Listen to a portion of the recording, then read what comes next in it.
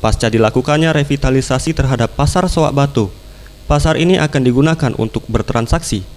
Untuk memulainya dimulai dengan pengundian lapak dan kios. Fitriyanti Agustinda, Wakil Wali Kota Palembang, menghadiri dan melakukan pengundian los dan lapak bagi para pedagang. Dalam pengundian yang dilakukan langsung di hadapan ratusan pedagang yang berlokasi di depan gedung Pasar Soak Batu. Di sela pengundian, Fitriyanti Agustinda menyampaikan, meski belum diserah terimakan ke pemerintah Kota Palembang, para pedagang sudah bisa menempati 281 los dan lapak yang telah disediakan berdasarkan hasil pengundian. Dengan diberikannya los dan lapak tersebut kepada para pedagang, diharapkan para pedagang tidak lagi berdagang di pinggir jalan, dan Pemkot Palembang akan melakukan evaluasi setiap 3 bulan untuk memastikan los dan lapak tersebut tidak disewakan atau dijual. Dan bagi para pedagang yang tidak lagi berjualan, dapat mengembalikan los dan lapak kepada Pemkot guna dialihkan kepada para pedagang lainnya.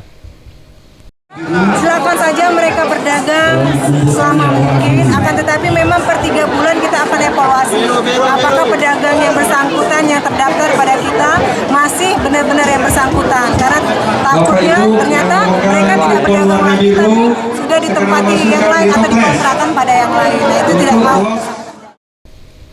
Ia menambahkan, setelah dilakukan pengundian los dan lapak ini, para pedagang dihimbau untuk segera menempatinya, sehingga pada bulan Ramadan, para pedagang dapat melakukan aktivitasnya di tempat yang lebih nyaman.